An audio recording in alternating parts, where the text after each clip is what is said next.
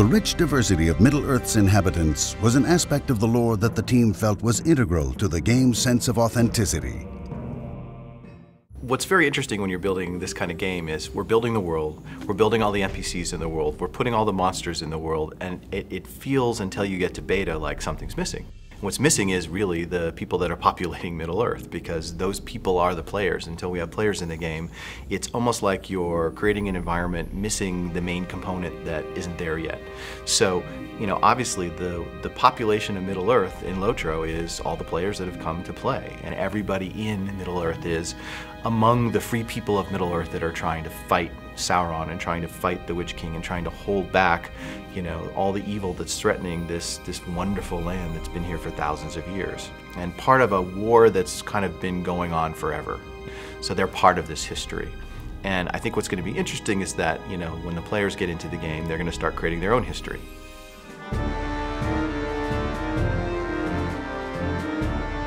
The free peoples of Middle-earth are essentially the four races that have, over the course of Middle-earth's history, stood up to Sauron and fought back against him in one way or another. So they're men, hobbits, elves, and dwarves. We've expanded that a little bit. While that core four are what the players are able to play, we've expanded it slightly. We've also just taken and had different races of men, which is a very Tolkien thing. And so players will be encountering them, and we tried to give them a distinct style. We have the hillmen, who show up, and they have a sort of more of a tribal look, while people in Breland have a little bit more of the Tudor style housing and things like that. We also have the hobbits. The hobbits are primarily from the Shire. You know, they're the typical standard hobbit, happy folk who would much rather be drinking, smoking pipes, and eating food than adventuring out in the countryside. The elves are primarily from Rivendell, which is their major home, of course. And of course, we still have the elves that we have in Ardluin, at the foot of the Blue Mountains. We also have the dwarves. Dwarves are a race of craftsmen and miners and warriors who live beneath the mountains of Middle-earth and are constantly at war with the goblins and orcs who also live down there.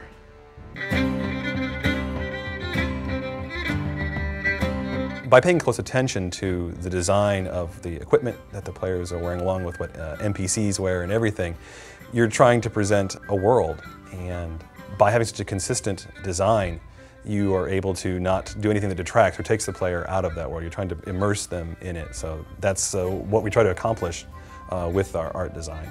The costume design comes from a lot of different areas from history, definitely from kind of the Viking, Norse mythology area. Tolkien was definitely fascinated in the whole Norse Celtic folklore. And so when I'm designing a lot of the characters, you want to have rich detail but at the same time be pretty subtle with it. The guidance I got from the Tolkien world is you definitely get a feeling of each culture that you go to. The hobbits definitely feel kind of Victorian in style. They definitely have a very unique feel to them, more proper in the way they dress. With the elves, definitely more spiritual. They talk about some of their clothing being whitish and bluish in tones, and so we definitely pay attention to those details as well. The dwarven designs, we definitely want to go the route of very Celtic. We definitely had that feeling of the geometry that the Celts used in the dwarven designs, because it's very much more masculine, and then the humans are much more utilitarian in their style. The tricky part with clothing for players is that it's meant to be infinitely flexible. Anybody can wear anything, and unless they try really, really hard, they can't make themselves look either just terrible or, you know, completely out of place in the world. So it's making things all fit together in a way that makes sense. The hardest thing to do probably in this game is to figure out how you're going to make somebody feel as though they're a part of Middle-earth. We have to come up with a way that you're actually making some kind of an impact on the world.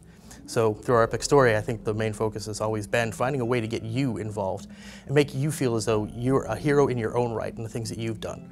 And we've got a lot of people who want to role play this specific world and this specific story, so I imagine all kinds of player histories that are going to be intertwined with, you know, the histories that we know of the world. And then it'll begin to feel more and more like this really is the free people of Middle-earth, and there really is a war going on, and we're all in this together to fight this war.